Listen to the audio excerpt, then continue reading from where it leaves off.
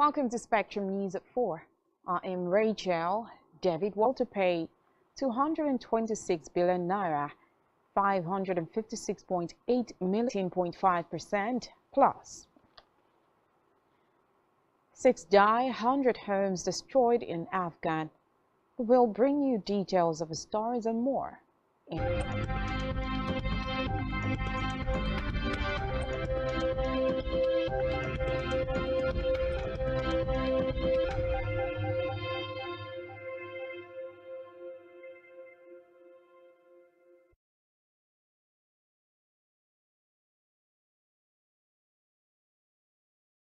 We begin the news this afternoon with Nigeria's leader Muhammadu Buhari, who has pounds and 226 billion naira. Reports say the monies were owed by the federal government through the issuance of promissory notes. Buhari's letter of request was read at plenary by Senate President Ahmed Lawan today.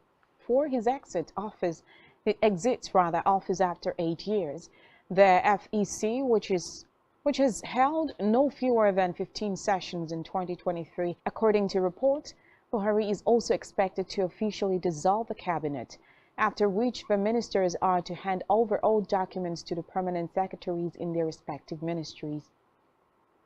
Reports say the Vice President, Yemi Osinbajo, and 44 ministers and ministers of state are physically in attendance. Meanwhile, President Buhari has sworn in 7 federal commissioners of the Revenue, Mobilization, Allocation, and Fiscal Commission. The ceremony, which took place state, Peter Opara, Imo State, Hawa Aliyu, Jigawa State, among others. Reports say they will serve as the representative for the Federal Capital Territory. Meanwhile, Vice President Yemi Osinbajo presented the report of the Health Reform Committee to President Buhari. According to reports, the committee chaired by Osinbajo was established to urge the Senate to approve the sum of 16 billion naira as a refund to the Borno state government through the issuance of promissory notes. Buhari's letter of request was read at the plenary by the Senate President Ahmed Lawan. The president noted that the refund was meant to pay for the construction of federal roads embarked upon by the Borno state government. Buhari added that the Minister of Works and Housing, Babatunde Fashola, would provide any information that might be required by the National Assembly for the consideration of the request. Meanwhile, the president has insisted that his 2019 closure of the country is speaking while inaugurating the new administrative headquarters of the Nigeria Customs Service (NCS) in Maitama, Abuja. He claimed the border closure was consequently appreciated by Nigerians due to the revolution in local rice production, which was occasioned by the positive impact of the Central Bank of Nigeria's CBN anchor borrowers smuggling from neighboring countries, a situation which, according to him, grossly undermined Nigerians' food security agenda and put the economy at risk.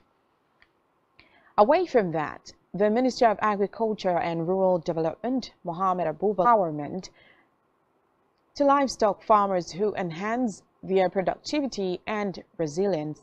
Speaking at a media briefing to commemorate the 2023 World Milk Day with the theme Sustainable Dairy Value Chain, the minister pointed out that the government interventions have had a positive impact on the sector and elicited an upsurge in dairy activities in the country, as evidenced by the huge number of requests for collaboration from a wide range of stakeholders in the country. The minister also attributed the positive development in the sector to the looking inwards and developing the indigenous dairy industry in line with the present administration's policy and local content.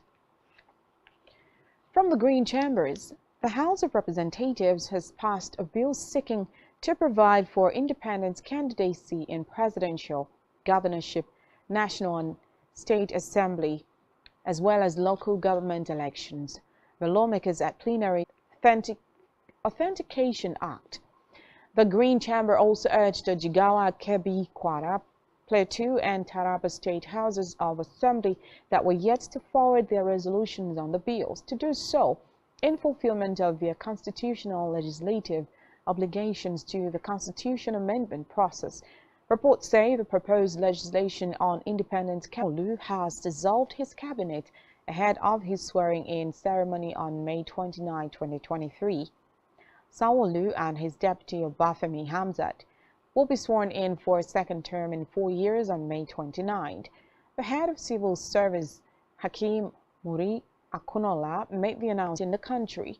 Speaking during a live interview on his achievement in the last 8 years, Udom said the state is moving towards diversifying its economy, focusing more on agriculture and administration to develop and grow the economy of the state and country at large.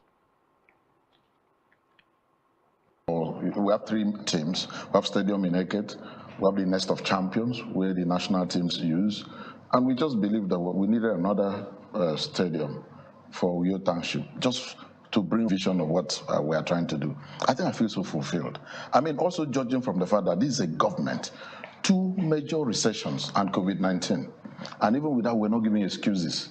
This is a government, even in 2016, 2017, where, you know, so many states were owing salaries in double digits of months, and where what we were collecting at that